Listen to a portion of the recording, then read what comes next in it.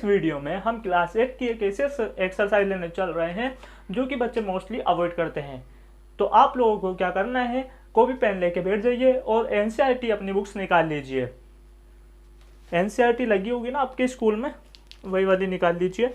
एक ही क्वेश्चन हम पढ़ेंगे जिसका ग्राफ, पहला क्वेश्चन रीड कर रहा हूँ जिसका ग्राफ ये है।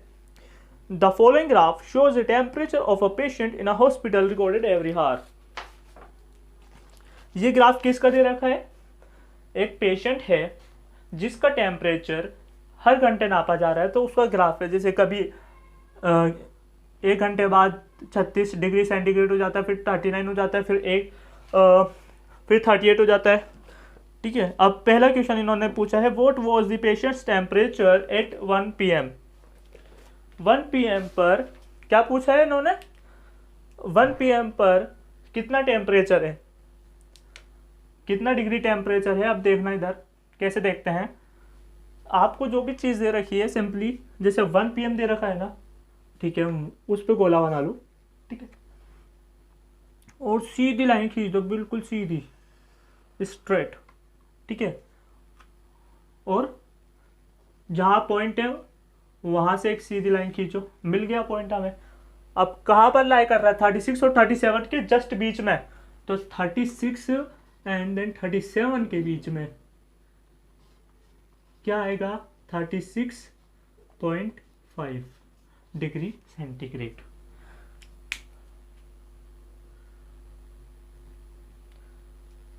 समझ में नहीं आया? कोई बात नहीं। जैसे हम स्केल लेते हैं ना, लो देखो, दिख रहा है आप लोगों को स्केल? ठीक है, जैसे लाइक ये है 1 और 2, इन दोनों के बीच में देखो फिर से 1 है। 1 2 3 4 5 6 7 8। ठीक है, यह ध्यान से देखो यहाँ पर, आई होप आपको दिख रहा होगा, दिख रहा होगा ना। इसके बीच में देखो, इसके बीच में भी लाइन है। तो ये क्या है? इसके पॉइंट है। जैसे 1 और 2 के बीच में क्या आएगा? 1.1 1.2 1.3 1, और ये फिर बीच में 5 है तो 0.5 1.5 2.5, जैसे हर नंबर के बीच में देखो।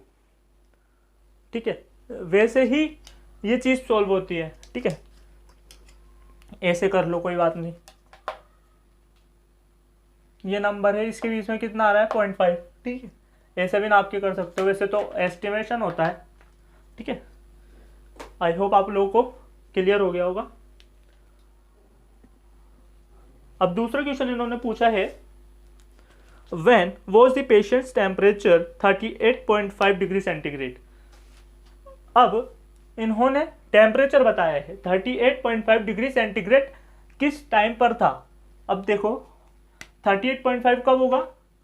38 और 39 के बीच में। ठीक है, तो 38 और 39 के बीच में मैंने ये गोला बना लिया। अब सीधी लाइन खींच दो, यहां पॉइंट मिला, सीधी लाइन खींच दो। कहां मिला? 12 पे, 12 नून। समझ गए?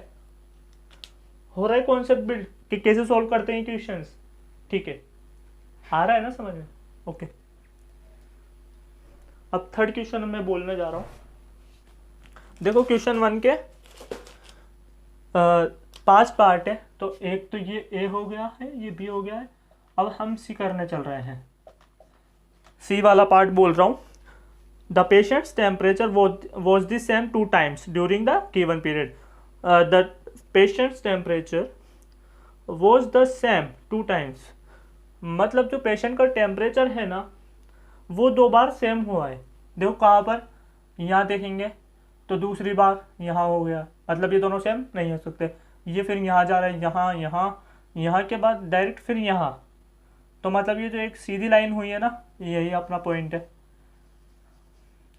तो इन्होंने पूछा है टेम्परेचर सेम कब हो रहा है, तो एक तो 1 बजे और एक कहाँ पर, ये देखो 2 बजे, 1 and 2 PM। अब टी वाला पार्ट कर रहे हैं। What was the temperature at 1.30 PM? 1.30 PM पर कितना टेम्परेचर है? 1.30 किस में होगा? जैसे 1.30 कब होगा? 1 और 2 के बीच में। ठीक है, इसमें देखो यहाँ से सीधी लाइन खींचो, यहाँ से सीधा यहाँ, समझ गए? 36.5।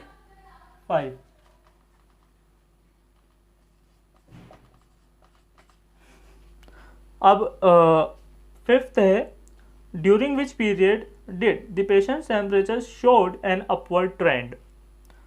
ड्यूरिंग विच पीरियड, आपको ऐसा पीरियड बताना है जब पेशेंट का टेम्परेचर अपवर्ड ट्रेंड, मतलब अपवर्ड मतलब ऊपर की तरफ शो हो रहा हो। जैसे शुरुआत करता हूँ मैं 9 से, 9 o'clock से बढ़ा, फिर गया, फिर गया, फिर कांस्टेंट चला, फिर बढ़ा।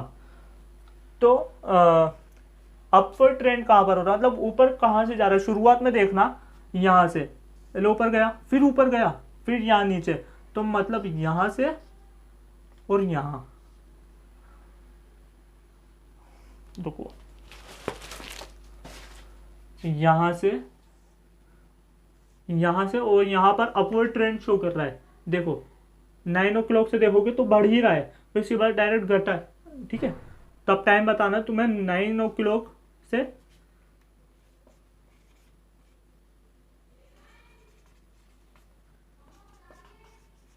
समझ गए, 9 AM से 11 AM तक, ठीक है?